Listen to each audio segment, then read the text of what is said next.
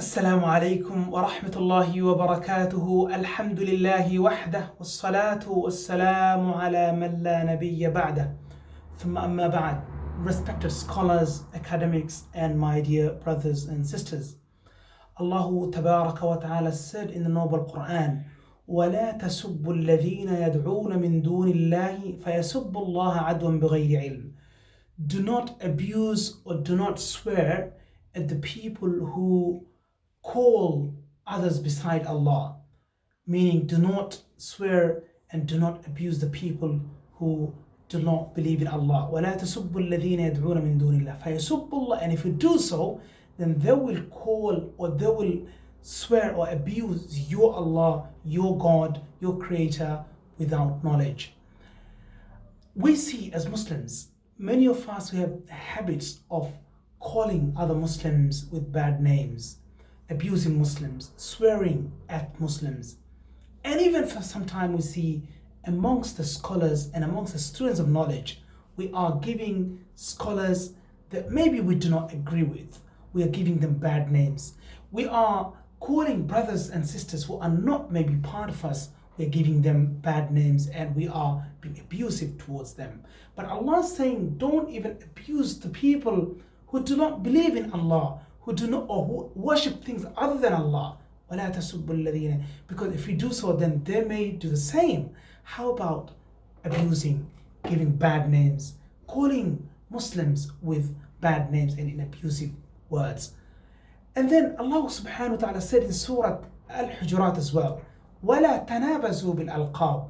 Do not give the bad nicknames. Do not call one another with bad names and do not give them the bad nicknames. وَلَا تَنَابَزُوا بِالْأَلْقَابِ. But unfortunately, many of us, maybe you may agree, that many of us are actively involved in calling each other with bad names. You know, these so-and-so, Fulan and Alan, we're giving bad names. I don't mean to say that we do not differ.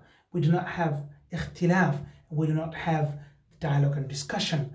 But that doesn't mean that we should be getting involved in calling people and addressing people, and especially the people of Islam, people of faith, people of Shahada, in a bad manner. Because we are the ummah of akhlaq, we are the ummah of character, husnul khuluq, and our Prophet sallallahu alaihi wasallam, he had the best character. Another thing we see, brothers and sisters, is that sometimes what we do not know, if we do not know something, then we tend to say it's not there. So if we do not know a hadith, then we think this hadith is not there, it didn't exist. If we do not know a mas'ala, a ruling, then we tend to say that it is not there or it's not in Islam. Don't forget, Islam, the fiqh, the Islamic law, Islamic jurisprudence, and even hadith and tafsir, Islam is very vast. There are different opinions. You find four major schools of thought in Islamic fiqh jurisprudence: Al-Hanafiyyah, Wal-Malikiyya, Wal-Shafi'iyya, Wal-Hanabila. These four major schools. And then there are more than four schools. And sometimes, brothers and sisters and respected ulama, I'm sure you know, that you find within one school there are multiple opinions. Within Hanafi school you find more than one opinion. Within Shafi'i school you find more than one opinion. Within Hanbali school you find more than one opinion. And sometimes you find multiple opinions in one specific mas'ala. There are things and issues that are completely, absolutely agreed by all the scholars, but there are some some of the things, some of the issues that they're not majority, but still a big significant number of issues are differed by the scholars of Islam. But what we do, just because I do not know they exist in another school or in another madhab or in another opinion of another imam, like rightly guided scholars of Islam, we tend to say it's not there.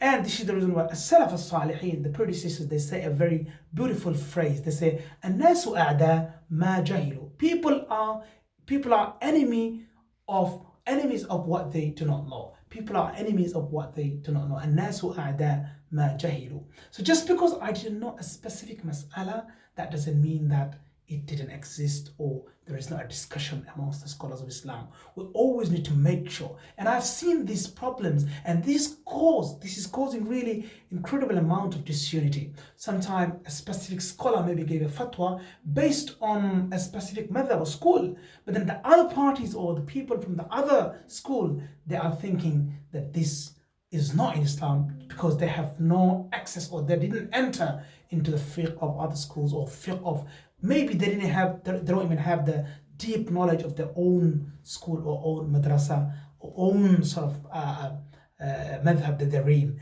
And so therefore, fiqh is very vast. Islam is the name of a big circle, and when we make comments, we have to be very, very careful. If we do not know, then we need to make sure we get to know and we confirm our knowledge and our information. And I have said that sometimes even the scholars of Islam, those who even claim to be imams and scholars, sometimes we see that we fall into the same mistake. So we really need to make sure the information before we say it's not part of religion or it didn't exist in religion. Otherwise we'll fall into the phrase which the scholars of Islam say, "An-nasu a'da ma jahilu," people are enemies of what they do not know. May Allah subhanahu wa ta'ala bless you, and may Allah the Almighty enlighten our hearts with the knowledge of Quran, Sunnah and Fiqh and Ijma' and Qiyas. Wa jazakumullah khairan. Thank you for listening attentively.